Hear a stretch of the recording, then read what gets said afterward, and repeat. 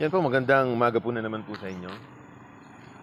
Kung nakantabay po kayo sa aking munting channel at munting mga video, time check po 6:37. Andito na po tayo sa part ng Quirino. Yan po.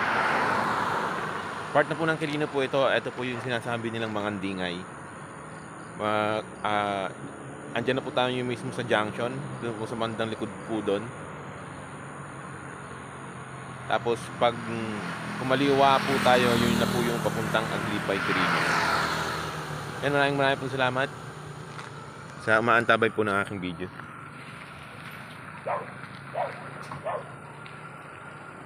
Dito na po tayo sa part ng Quirino.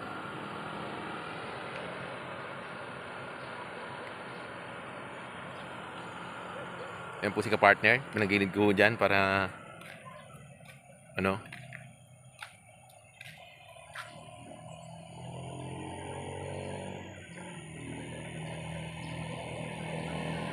yan po.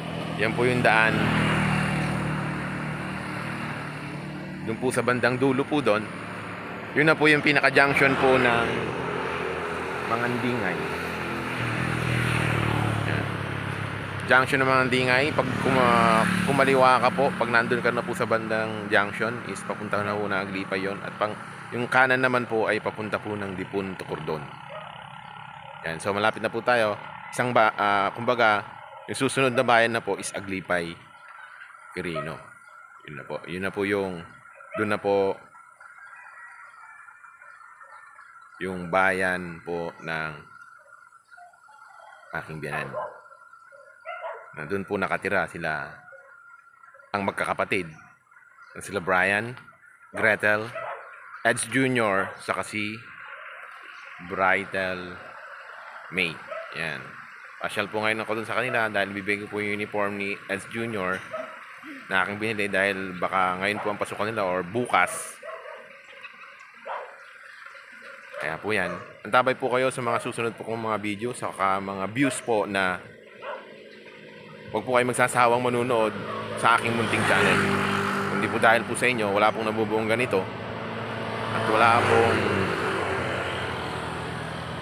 mga gandang matutuklasan na video kundi dahil po sa inyo pagsubaybay. Maraming po salamat at antabay po kayo sa mga susunod kong mga video at sa mga susunod kong mga views at sa mga susunod kong mga pagluluto. Yan, maraming salamat sa inyong lahat.